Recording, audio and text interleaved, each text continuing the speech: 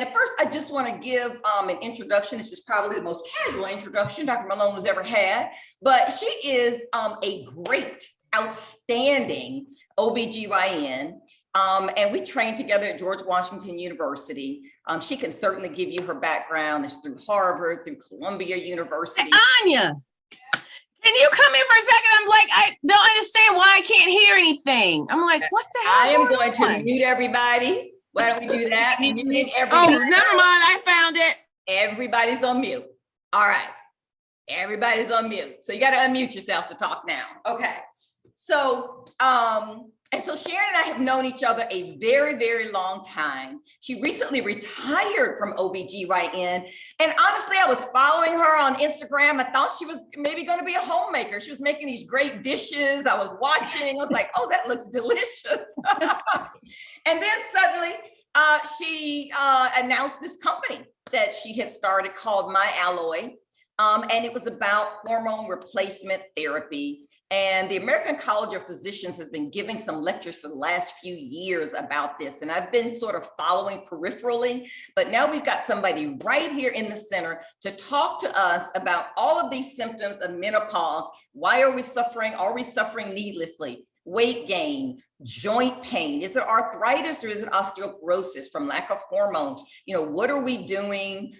Is there any racial difference? So Sharon, we're going to, fire off some questions, but Sharon obviously is a wealth of knowledge. So I am actually going to pin Sharon and bring her up on so you guys can see her beautiful face. Hi, Dr. Malone. Hello, Jane. So you know what? Maybe you can just start with how you started this company and what it's about. And before we start, I want you all to know you can follow Dr. Malone on Instagram and Twitter at SMalone MD, and also My Alloy on Instagram. So if you guys want to follow after this, this is how you follow. But anyway, okay, go for it, Dr. Malone. Okay. Well, thank you for having me. I'm really happy to talk to everybody today. And you know what? And Jane is giving me, and I should say Jane, Dr. Morgan is giving me credit. I didn't start the company, but you know what? It is, I believe timing is everything and there are really no accidents in the universe. I had been in practice for almost 30 years in an OBGYN practice. And the last half of my career, I really spent a lot of time on women of a certain age. And I, kept my younger patients, but I stopped doing OB and it really sort of, I pivoted and my practice really became more, for women who were over 40, going through that perimenopause and menopausal transition. And, and finding out that women don't know a lot about it. And more importantly, they don't know what to do about it. And the information out there, even amongst physicians, is kind of sparse. Wow. So even doctors don't know that much about it. Exactly. And you know what, you almost have to have a passion for it because it's not the type of medicine that lends itself to just an easy yes or no or write a script and walk out kind of situation. So, learning more about menopause and practicing for as long as I have, it was a natural fit when the founders of Alloy, who are Ann Fullenwider, who is actually the previous she's a former magazine editor for Marie Claire magazine. And Monica Mollenauer, who actually went through a surgical menopause herself at a very early age because she was a BRCA1, BRCA2 carrier for, that had increased risk for breast cancer. Right. And her search of trying to find someone who could talk to her about what menopause meant, and particularly a surgical menopause, which is very abrupt. You don't even have the opportunity to sort of get used to what your symptoms are. And so it was there. I'm just going to interrupt you just a minute because everybody's not a doctor on the phone. So surgical menopause is the uterus and the ovaries are removed? The ovaries, you can, you can have a hysterectomy and leave the ovaries and you will still have a normal transition through that hormonal phase if the ovaries are left. But if the ovaries come out, you go into menopause overnight. So it's not as if you even get the symptoms of the hot flashes and the mood swings and the sleeplessness and weight gain over a period of months to years. You get it overnight. So that's And a surgical menopause. that's a surgical menopause. And it's particularly difficult. And I think when, and particularly when we're talking about women of color, one of the other things that women don't really realize is that for Black women in particular, we have menopause that starts earlier, our symptoms are more severe, and they last longer. So all of these things that we talk about, such as the hot flashes, mood swings, sleeplessness, dry vaginas, urinary tract infection, there are over 30 symptoms, brain fog. I could go on and on about them. And women will start to experience them, and they don't really tie them together because they may or may not be related to a lack of periods. By the time your periods stop, which is the average age for that is around 51, 52, most women have been having symptoms for years prior to their last menstrual period. And so they don't tie it all together, but it all starts to happen, for women, most women in their sort of early to mid 40s and will progress through the time of menopause. And I think that the thing that I think is most troubling for me is that women don't know what's happening. And when these symptoms start popping up, say for instance, if you start to have brain fog or you have weight gain, they will go to their doctors one at a time. So they may see an endocrinologist because they've got weight gain.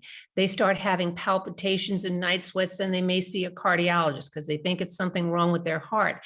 And no one person is stitching all of that together and to say, girl, this is just perimenopause. And that's what we learn in medical school. It's back to the basics. If you have a lot of symptoms, it's not a lot of things. It's just one thing. Try to put it all together, right?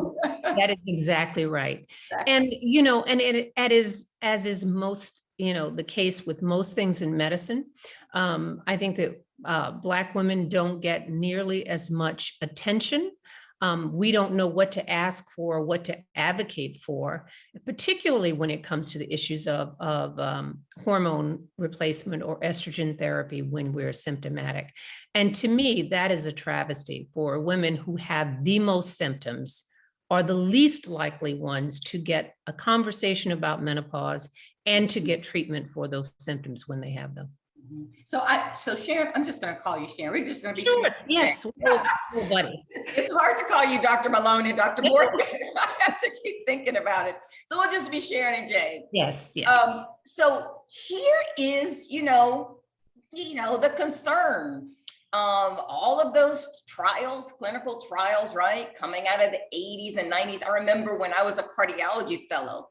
Trial results of the women's initiative, I think in Britain, and it showed that it, I think, reduced cardiovascular endpoints, but there was an increase in breast cancer. And they called on me in rounds and said, at the time, my name was Middlebrooks or Jimenez. I don't know which name I was using or which husband I was on, but when at the time they called on me and said, so, would you, Dr. Middlebrooks, prescribe this medicine or take it yourself if it decreased your cardiovascular risk? And we know that heart disease is the #1 killer of women, but increase your risk of breast cancer. And I remember saying, no, I wouldn't do that.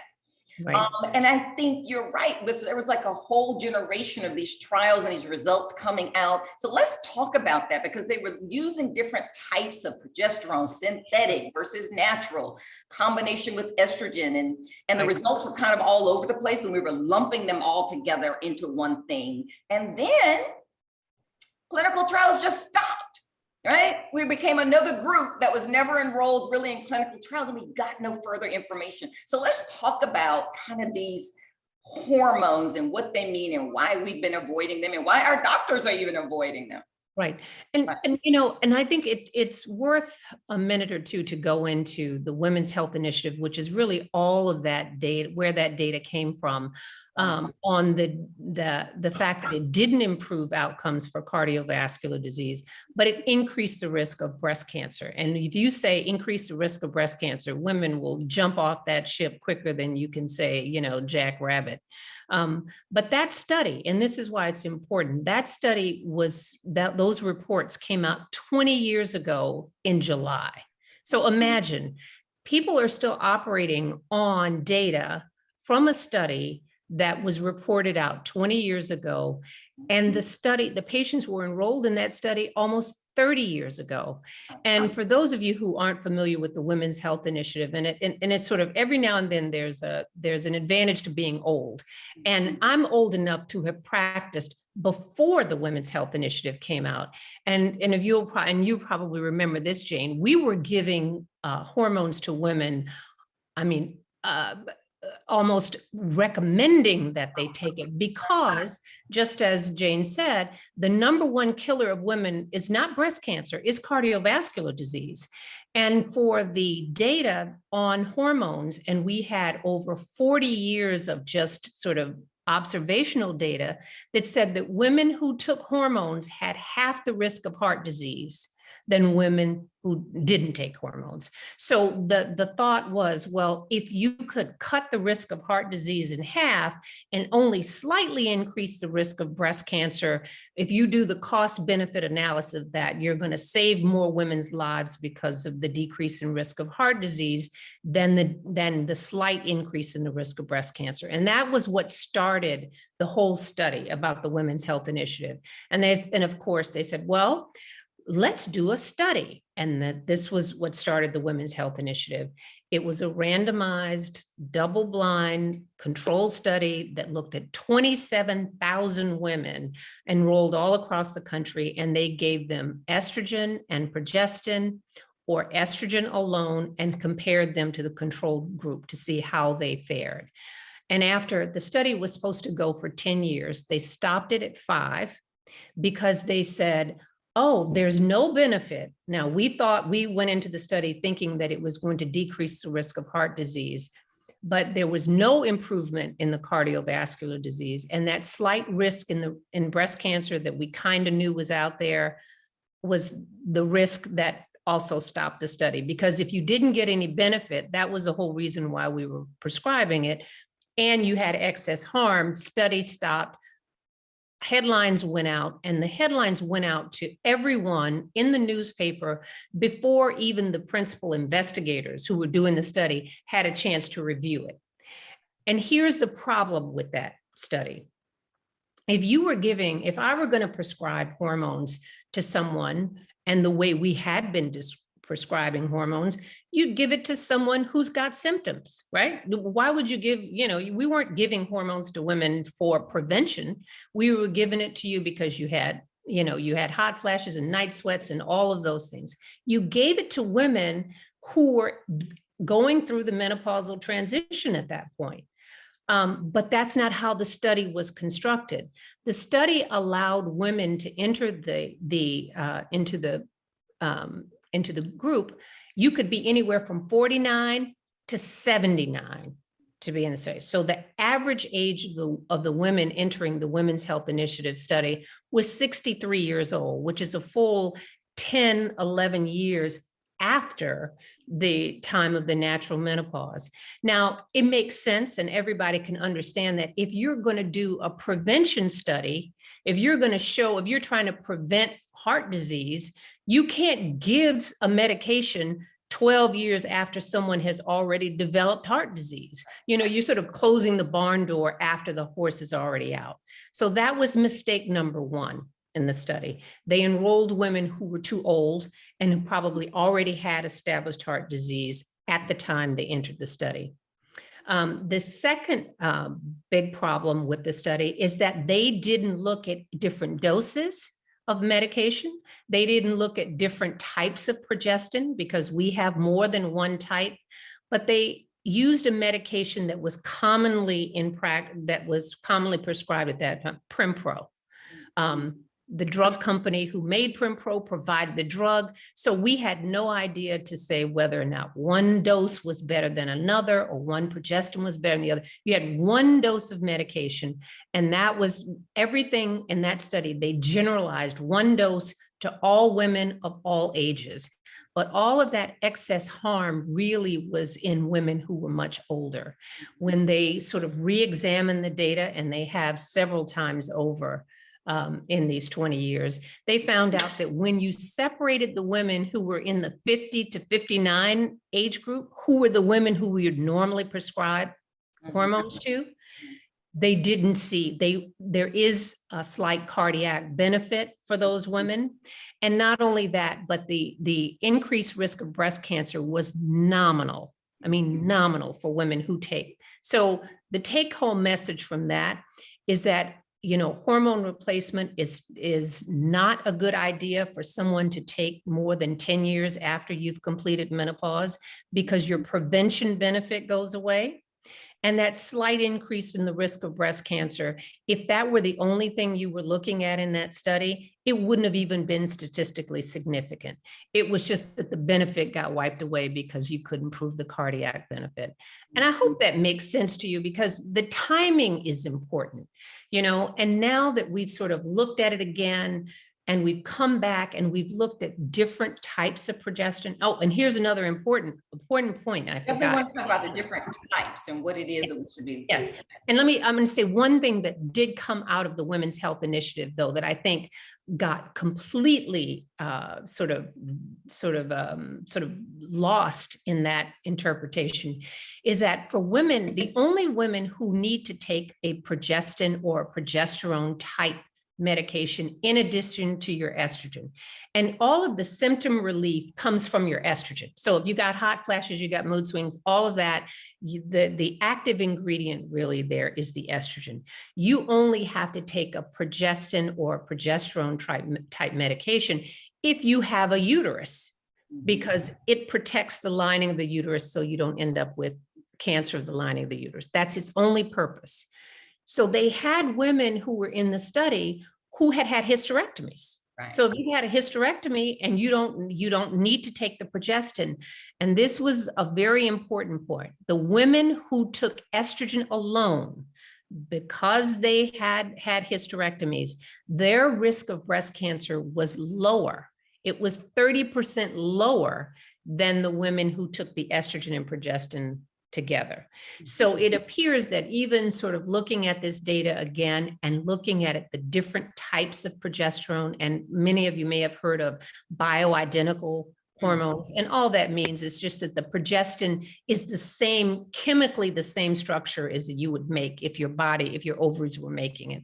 But that's a question, because we've got that question in chat. What are bioidentical hormones? And the other question that I will answer, I see a question is asking, what about estradiol? She's actually talking about estradiol, but she's talking about estrogen. Yes. That's just sort of another name for estrogen. So when she's saying estrogen, you can think estradiol. I see these questions coming up. Right. So, okay, great. And so that's something that sort of got lost in the translation. And there are also different ways to take estrogen. You can take it orally, or you could use it as a patch, which goes directly, or a transdermal, a gel, or as opposed to a pill. But the point of the matter that I'm really trying to say here is that everybody got painted with the same broad brush. You know, they took those studies and the same sort of results that they got in a 79-year-old, they gave those same, and said the same thing happened to a 49-year-old. And that was not. It matters tremendously where you are in that process. We have gotten to a point now where we know that these synthetic progestins, have more of an effect on the breast than the natural or the bioidentical progesterones. And, and there's another big study that just came out of Great Britain that shows that for women who take estrogen or estradiol and the micronized progesterone or the bioidentical progesterone, no increase in the risk of breast cancer. So, if you had to go back and look at this again and say, the number one reason why women don't want to take hormones is, that worry and concern about breast cancer.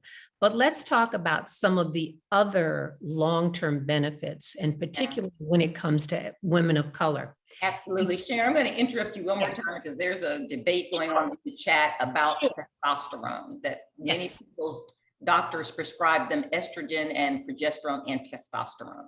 Right. So how does testosterone play into this? Testosterone has, there's a lot of evidence that says this testosterone works for women who have libido issues, but here's the problem with testosterone and why. Meaning that you have a low sex drive. Low sex drive, you have decreased interest in sex. So yes. Testosterone increases your libido, your interest in sex. Right. Exactly. But here's the problem with testosterone, and we're trying to do FDA approved, medications, and that is the estradiol and the natural progesterone. There is no FDA approved formulation of testosterone for women. Okay. And since there is no FDA approved version of it, the other problem with testosterone is that we don't really know. Let me put it this way. That's not true. It has to be monitored. A little bit of testosterone is good. A lot of testosterone is really bad because you're going to end up with acne, facial hair, losing your hair. I mean, there are a lot of things. So you have to be really careful if you add testosterone to the mix. And there are a few women that benefit from testosterone. The overwhelming majority of women do not need it, but please be careful. And this is the thing I would say, if you are getting pellets and people are doing, and bear in mind, bioidentical hormones are not the same thing as compounded hormones, because compounded hormones are just things that people are going, pharmacists make them up. They're individual batches of things that are formulated, but they are not FDA regulated. You have no idea what's in them. You don't know if they are pure. And so the American College of Obstetricians and Gynecologists recommends against using those compounded hormones, because you really have no idea of knowing if what they say is in it and in the right amounts. So be careful on the testosterone. Don't ever let anyone give you a testosterone preparation that they can't take back. Because if someone gives you a pellet in your butt and it's going to last for 6 months, if you have problems with it or complications, too bad, you're just going to have to wait until it wears off. So that's good, because it looks as if several women say they're on small doses of testosterone and they feel as if they feel better and that they're being closely monitored. They don't exactly know their dose. But I'm glad you're saying that it can't be compounded. It can't be something that you can't take back. But I would say, and that is true of the pellets, but there's a lot of data out there that says testosterone and how would you know? The doses for women are regulated at about 1/10 the dose that you would prescribe for men for testosterone supplementation. So to get an FDA approved formulation, you can get a doctor to prescribe the testosterone for men, because at least that's FDA approved. But the question becomes, how do you titrate that dose? Because it's really hard, because they're metered gels or pumps, and you got to use a little syringe or something to do that. And then if you're going to do that, you have to make sure that you actually follow up with your doctor and get your testosterone levels checked to make sure that you don't go outside the range of what normal women should be. So it's a little bit more complicated. Testosterone is also a regulated medication where you have to have, you have to use the same sort of a schedule. It's a Schedule 3, I think, drug, where you have to have a DEA number. You can't do it online. You have to have a written prescription by a doctor that says you can have testosterone. Yeah. And so most women, perimenopausal or menopausal, would either need estrogen alone, is the question, estrogen alone, or a combination of estrogen and progesterone, depending on whether you actually have a uterus, meaning have you had a hysterectomy or you don't have a uterus. It's generally one of those. And there are different routes via which you can get the estrogen, right? It can be pills, Right. pellets, or patches, or cream? How does that work? Yeah, you can, estrogen you can take as a pill, just as an oral pill. You can use it as a patch that usually the patches are changed once or twice a week, depending upon which patch formulation you have.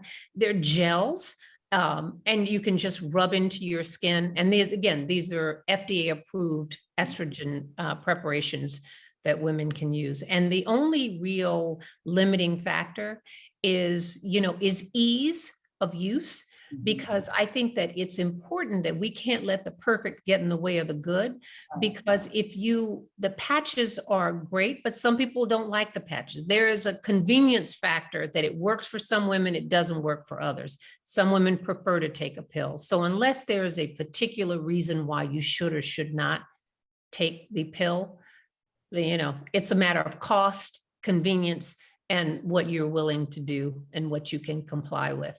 And unopposed estrogen, we should not be afraid of unopposed estrogen at a specific dose. Right. As long as you do not have a uterus. And Right. that's the message that I really want to get to when I say to African-American women, we're also far more likely to have had a hysterectomy. And that's a whole other, And all kinds that's of a whole other conversation about why we have so many hysterectomies. But the reality is that if you've had a hysterectomy, then all of the risks and things that you worry about hormones drop precipitously. I mean, because then if you're taking estrogen alone, you don't have a heart, you don't have the breast cancer issue. And even if you take estrogen and natural progesterone, you don't have an increased risk of breast cancer. But let me tell you, and this is something that I think is really important, and particularly as it relates to cardiovascular disease risk. And Jane, you know this, women, there is certainly an increased risk in cardiovascular disease in women who have more belly fat. And that sort of visceral fat that is toxic. When you go through menopause, okay? That's where I gain weight. That's me.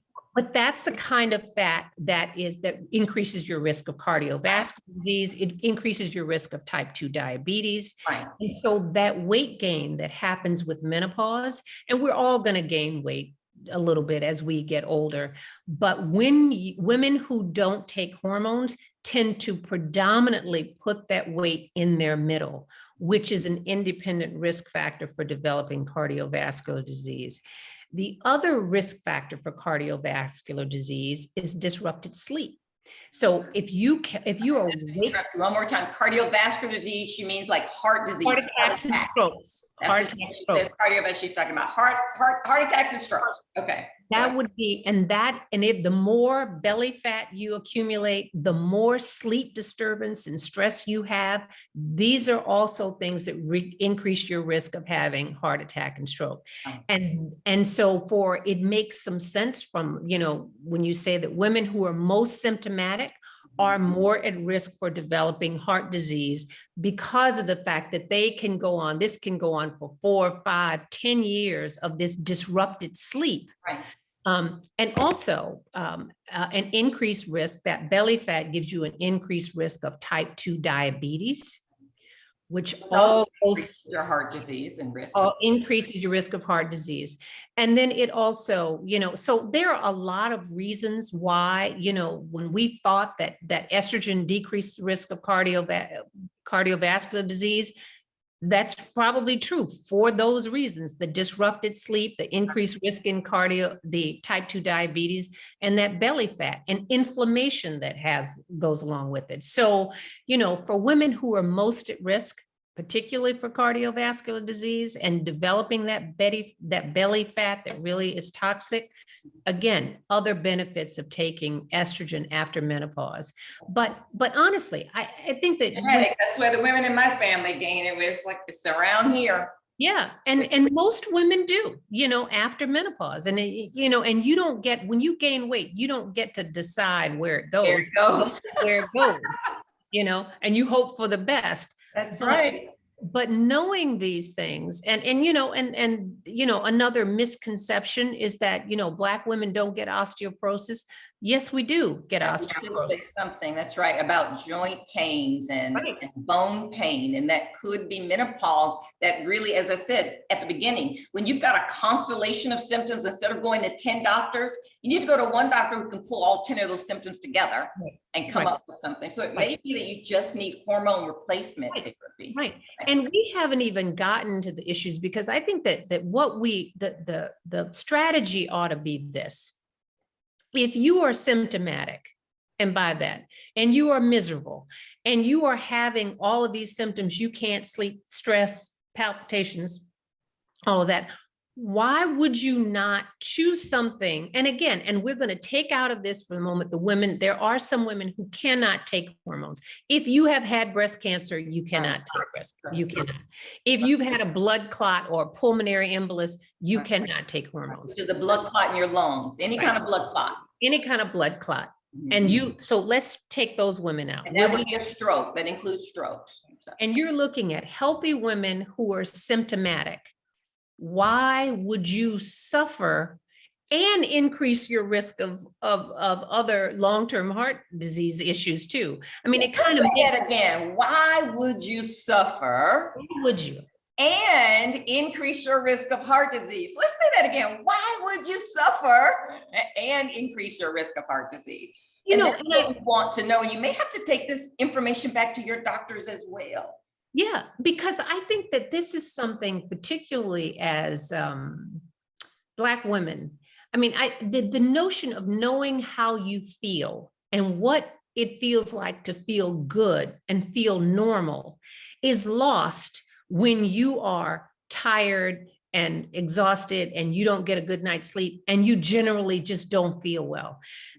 Pain is a sign that something is wrong.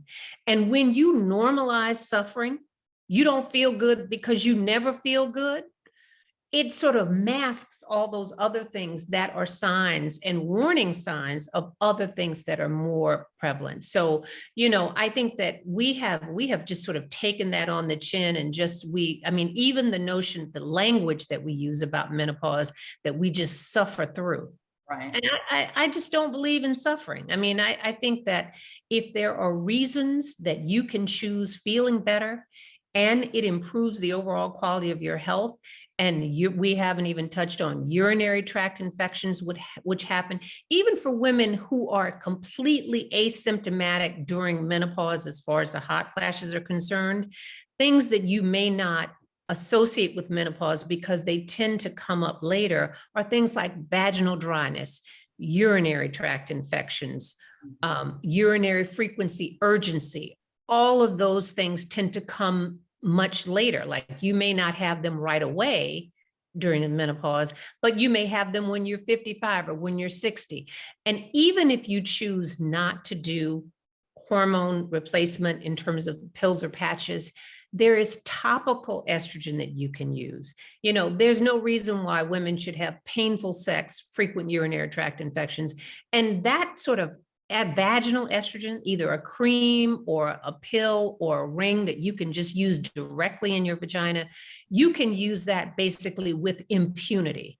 And you will get relief, and you can use that for as long as you want to use it, because there are, and I can tell you, as being a gynecologist, women will come in and they will just, say, they just stop having sex. It's too painful. It's too, I don't like the urinary tract, and then the decreased sensation that happens as a result too. So, there is a whole range of things when we're talking about hormones during the menopausal transition or after.